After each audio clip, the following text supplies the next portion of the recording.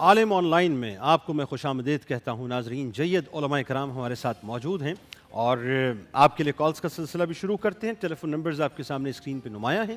آپ دنیا میں کہیں بھی بستے ہوں بس ایک ٹیلی فون کال کے ذریعے میں جوائن کیجئے اور جید علماء کرام سے آپ سوالات کیجئے. ہمارے ساتھ موجود ہیں محترم جناب علامہ عمران اللہ کلیانوی صاحب, محترم جناب علامہ سید مظفر حسین شاہ صاحب اور محترم جناب ڈاکٹر عامر عبداللہ صاحب. شاہ صاحب, ایک سوال سوشل میڈیا پہ ہمارے پاس آیا اور سوال یہ ہے کہ رشتہ ہوا, شادی ہوئی, رخصتی ہوئی. خاتون کو رخصتی کے بعد جا کر یہ پتہ چلا کہ ان کے جو شوہر ہیں وہ ایک لا علاج مرض میں مبتلا ہیں, تو کیا اب وہ خلا کا دعویٰ کر سکتی ہیں؟ بسم اللہ الرحمن الرحیم. دیکھیے کہ خاتون اگر یہ کہہ رہی ہیں کہ ان کے شوہر کسی لا علاج مرض میں ہے تو کیا ڈاکٹر بھی اس کو اسی انداز میں ریکمینڈ کر رہے ہیں کہ اس کا علاج ممکن نہیں ہے؟ ہو سکتا ہے ایسا ہی ہو. جی دیکھیے, شریعت مطہرہ نے یہ کہا ہے کہ 1 سال تقریباً 1 سال تک وہ اس مرض کی مکمل تشخیص, اس کا معائنہ مختلف جو ہے کہ وہ ڈاکٹروں سے اور جو اس کے معالج ہے اس سے کرایا جائے اور وہ انتظار کرے. ٹھیک ہے. جب یہ بات بالکل قطعی اور مسلم ہو جائے کہ جناب اب اس کے اندر بہتری کے امکانات نہیں ہیں تو بیوی کو یہ اجازت ہے کہ وہ خلا لے سکتی ہے. ٹھیک ہے. ڈاکٹر صاحب, شوہر کو چاہیے کہ وہ خلا دے دے. بالکل صحیح. صحیح فرما رہے ہیں. بالکل صحیح. علامہ صاحب. جی بالکل صحیح ہے. اس کے اندر ڈس ایبلٹی جو آتی ہے مختلف قسم کی, فائنینشلی, فزیکلی, مینٹلی, اگر بیوی اس کو پروف کر دیتی ہے اور جو ایویڈنس بھی اس بات پہ ایگری ہو جاتے ہیں کہ ہاں جو جس چیز کا دعویٰ اس نے کیا ہے وہ اپنے دعوے میں درست ہے, تو پھر اس صورت میں علامہ صاحب نے بالکل صحیح کہا کہ 1 سال کی مہلت کے بعد 1 سال کی مہلت دینی, مہلت, اور پھر ایک پروسیس جو عدالت کا بھی ہوتا ہے اس کے تحت وہ ایک پورا پروسیس کر کے قانونی طور پہ الگ. اچھا, میں اس کے یہ بات تو چلے ہو گئی. ٹھیک ہے. اب اس کے ایک اور پہلو کی طرف آئیے جو بڑا اہم ہے, لیکن پہلے ایک کالر کو لیتے ہیں. میں اس پہ بات کرنا چاہوں گا. اس کی وجہ یہ ہے کہ رشتہ بھیجتے وقت لڑکے والوں کو یہ معلوم ہوتا ہے صاحب کہ لڑکے میں اگر کوئی پرابلم ہے یا کوئی لا علاج مرض میں مبتلا وہ ہے. دیکھیں نا, یہ دھوکہ ہوا نا, سیدھی سیدھی بات ہے کہ آپ نے دیکھیں بڑا اس نے لفظ استعمال کیا, لا علاج مرض. کچھ بھی ہو سکتا ہے وہ, تو اس کا مطلب آپ نے ڈارک میں رکھا نا, دھوکہ دیا آپ نے. اس پہ کلام کرتے ہیں لیکن ایک کالر کو پہلے شامل کرتے ہیں. السلام علیکم. وعلیکم السلام. کیسے ہیں سر آپ؟ اللہ کا شکر, آپ کی دعا. آپ بتائیں ٹھیک ہیں؟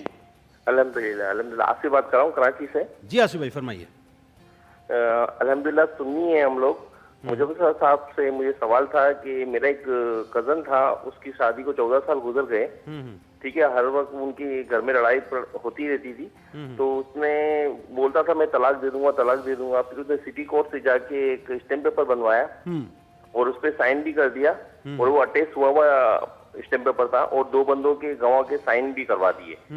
پھر وہ میرے پاس آیا اور مجھے کہہ رہا ہے کہ میں جا رہا ہوں اپنی بیوی کو یہ دینے کے لیے. تو میرے یار اب تم نے یہ بنا دیا ہے تو اب تو میں روک ہی نہیں سکتا, کچھ بھی نہیں کر سکتا. پھر وہ چلا گیا اپنے گھر پہ, اور اس کو ایک دوست مل گیا ساتھ میں. وہ اس کے گھر گیا تو وہ کہہ رہا ہے اس کی بیوی کو کہ دیکھو یہ طلاق نامہ لے کے آ گیا ہے, یہ تمہیں دے دے گا, تم گھر میں صحیح رہو, گھر میں بدمزدگی نہیں کرو.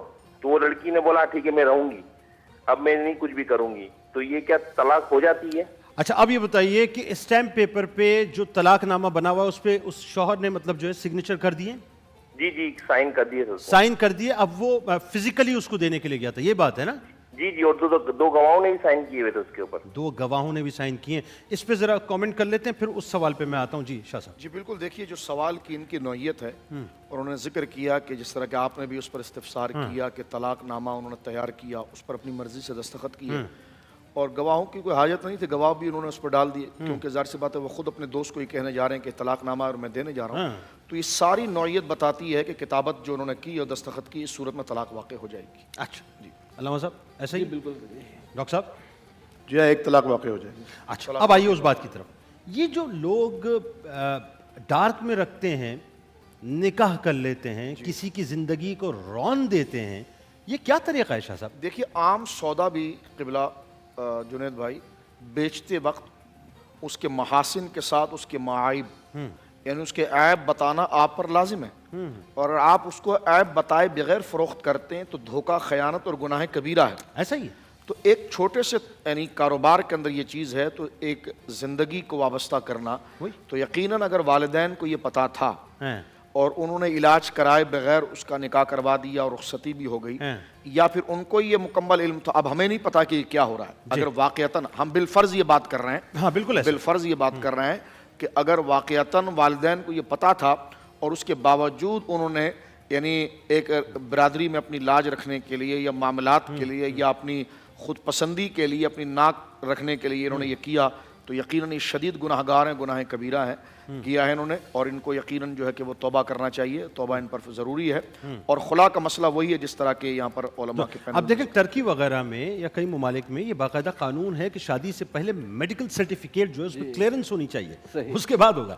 ہمارے یہاں تو صاحب عجیب ہی معاملہ ہے، جس کا جو دل آتا ہے وہ کرتا ہے۔ آپ کا نہیں خیال کہ ہمارے یہاں بھی اس سطح پہ یہ قانون بننا چاہیے؟ کیونکہ دیکھیں اگر کوئی کینسر، میں علامہ الحفیظ اللہ تعالیٰ سب کو محفوظ رکھے، لیکن اگر کوئی کینسر کے مرض میں مبتلا، ایک مثال ہے، ہم جنرل بات کر لیتے ہیں نا، کوئی کسی کی کڈنی فیل ہوا ہے، تھیلیسیمیا کا مسئلہ دیکھیں، تھیلیسیمیا کا مسئلہ کتنا خطرناک ہے، ہیپاٹائٹس سی چکا ہے سینی اسمبلی ڈاکٹر صاحب، ہیپاٹائٹس سی کا مسئلہ کتنا خطرناک ہے، کو تو قانون بھی بنا ہوا ہے سینی قانون اسمبلی بنا ہوا ہے، میں، بالکل ٹھیک ہے، عمل درآمد نہیں۔ لیکن ہیپاٹائٹس سی، کینسر یا اس طرح کے جو معاملات ہیں ہم تو ڈائگنوز کرتے ہی نہیں ہے نا۔ دیکھیں شاہ صاحب نے جس طرح فرمایا نا جنید بھائی، آپ جس طرح توجہ دلا رہے ہیں، نبی کریم صلی اللہ علیہ وسلم جو نکاح کے بندھن میں باندھتے ہوئے خطبہ ارشاد فرماتے تھے، اس خطبے میں قرآن کریم کی 3 مقامات سے آیات پڑھا کرتے تھے، اور ایک آیت کا آغاز ہی ہوتا ہے یا ایھا الذین آمنوا اتقوا اللہ وقولوا قولا سدیدا، اے ایمان والو اللہ کا تقوی اختیار کرو، اللہ کے غضب سے ڈرو اور بات سیدھی سیدھی کرو، بے لاگ بات کرو۔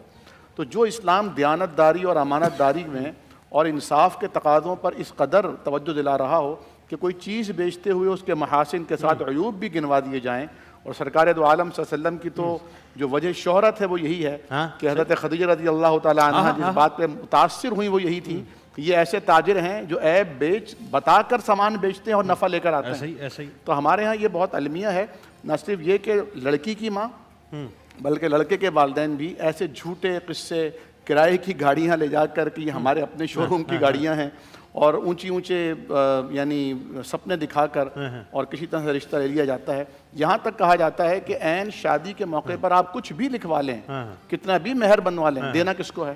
صحیح بات ہے۔ حالانکہ یہ مہر اتنی امپورٹنٹ چیز ہے کہ اس پر اتفاق اور اجماع ہے کہ یہ عورت کا حق ہے اور زبردستی معاف بھی نہیں کرایا۔ اچھا، تو فار گرانٹیڈ لے لیا نا ہم نے شریعت کو بات کی ہے، لیکن ایک پہلو مجھے کہنے دیجئے، یہ بات، یہ کیسز نارملی مجھے مردوں کے معاملات میں نظر آتے ہیں۔